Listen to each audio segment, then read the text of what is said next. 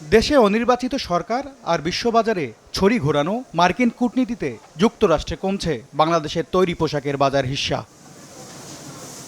অটেকজাত তথ্য বলছে, চলতি বছরের প্রথম 2 মাস জানুয়ারি থেকে ফেব্রুয়ারি সময়ে যুক্তরাষ্ট্রে $137 কোটি পোশাক রপ্তানি করেছে বাংলাদেশ, যা গত বছরের একই সময়ের তুলনায় প্রায় 8.5% কম। এ সময়ে ট্রাম্পের আগ্রাসী শুল্ক চীন ভারতের রপ্তানি উল্লেখযোগ্য কমালেও ভিয়েতনামের প্রায় 3 আর ইন্দোনেশিয়ার প্রবৃদ্ধি হয়েছে 4% হারে। তাদের এক্সপোর্টকে ত্বরান্বিত করার জন্য তাদের সরকার যোগ উপযোগী তারা পদক্ষেপ নিচ্ছে। যারা পদক্ষেপ নিচ্ছে তারাও চিন্তা ভাবনা করে দেশকে ধারণ করে নিচ্ছে, আর যারা কাজ করতেছে তারাও কিন্তু দেশাত্মবোধ থেকে কাজ করতেছে।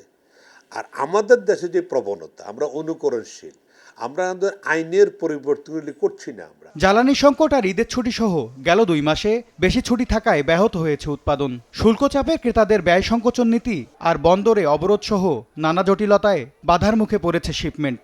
এমন নানা কারণে যুক্তরাষ্ট্রের বাজারে বাংলাদেশি পোশাকের হিস্সা কমছে বলে মনে করেন উদ্যোক্তারা।